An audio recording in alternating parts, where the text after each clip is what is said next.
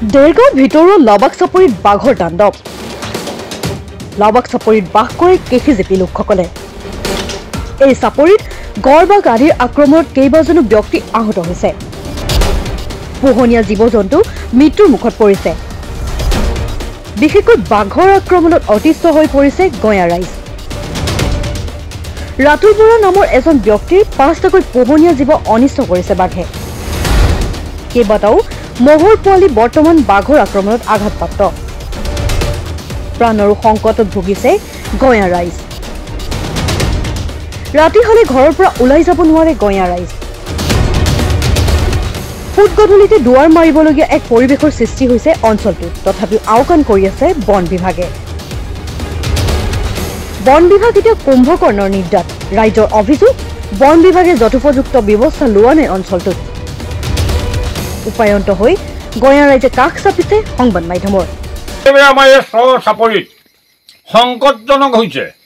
এই সংকটজনৰ পৰা নিস্তাৰ পাবলৈ আমাৰ বহুত চিন্তাৰ বিষয় হৈছে। গতিকে দিনৰ 4 পৰত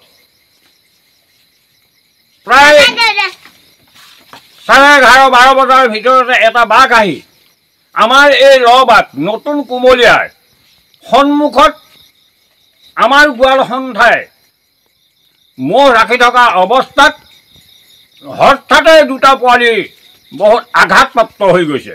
গতিকে সেই বন বিভাগ কৰ্তৃপক্ষলৈ আমি জনাইছোঁ, অতি সোনকালে এই বিষয়টোত গুৰুত্ব দি সুৰক্ষা যদি নিদিয়ে তেতিয়াহ'লে আমাৰ বাছ ভিতৰ কৰিবলৈ অলপ সংকটজনক হৈছে। গতিকে মই আপোনালোকক সকলোকে ওপৰৰ বিষয়াসকলক জনাইছোঁ, কাৰণ আমি পশুধনৰ ওপৰত নিৰ্ভয় হয়। এই পশুধনৰ ওপৰত নিৰ্ভৰশীল মানুহখিনিয়ে যদি এনেধৰণে ফুৰিবলগীয়া হয় আমি কেনেকৈ আমাৰ পৰিয়াল পোহ নিয়াম। গতিকে আপোনালোকক অনুৰোধ এটাই জনাওঁ, আজি এই ইখেশ্বৰ বৰাৰ নতুন চাপৰি ইখেশ্বৰ বৰাৰ 2টা মহৰ পোৱালি এতিয়া বৰ্তমান ডিঙি ফালি পৰি থকা অৱস্থাৰ পৰা আনি আমি ইয়াত ঘৰত পোৱাইছোঁ। ধুই পখালি আমি ডক্তৰ আনি, আমাৰ ইয়াত ডক্তৰৰ অসুবিধা, কাৰণ যিহেতুকে আমাৰ প্ৰশিক্ষণপ্ৰাপ্ত ডক্তৰ আমাৰ ইয়াত নাই। সেয়েহে আপোনালোকক জনাওঁ, অতি সোনকালে আপোনালোকে দয়া কৰি সেই পশুকেইটাক যাতে আপোনালোকে অকণমান সুৰক্ষা দিব বুলিও আশা কৰোঁ।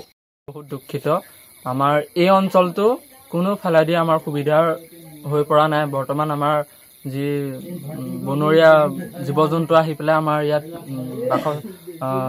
আমাৰ যি গাঁৱত ওলাইছেহি, তাৰ বাবে আমি বহুত সংকটত পৰিছোঁ, বহুত ভয় খাইছোঁ। কাৰণ অকল বাঘেই আজি মহ পোৱালিটা খোৱাই নহয়, কালিলৈ আমাৰ গৰুও খাব, ছাগলীও খাব, বা আমি ইঘৰে সিঘৰলৈ যাবলৈও আমাৰ ভয় হৈছে, আশংকা হৈছে। দিনৰ 4 পৰতে আজি মানুহো দেখিছে বাঘ। গতিকে চব ফালে দিয়ে গড়, হাতী। আজি 2 দিনমানৰ আগত এটা গড়ে ঘোঁৰা এটা মাৰি দিছে, কিন্তু বন বিভাগে এতিয়ালৈকে কোনো ধৰণৰ ব্যৱস্থা কৰা নাই। বা আমাৰ গাঁৱত এদিন আহে বা তেওঁলোক আহি পেলাই কিবা এটা দিহাৰ পৰামৰ্শ দি গুচি যায়। তেনেকৈ কৰিলে নহয়। মই চৰকাৰলৈ আহ্বান জনাইছোঁ যে আমাৰ এই গাঁওখনৰ যি ৰাইজ সংকটত আছে, সেই সংকটৰ পৰা